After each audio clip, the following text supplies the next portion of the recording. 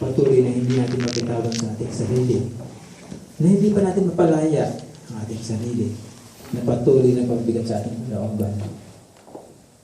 Sapagkat ang Diyos ay namatay sa krus, tinigis ang kanyang dugo sa krus, para tayo bigyan lamang ng kalayaan.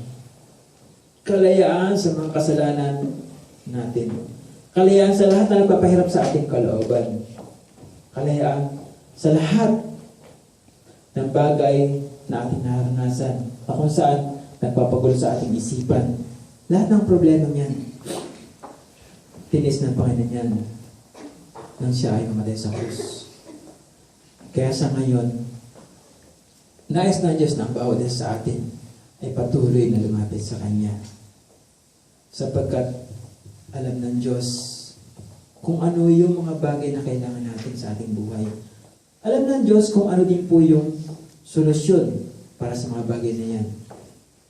Ang nais lang niya, lumapit tayo sa Kanya.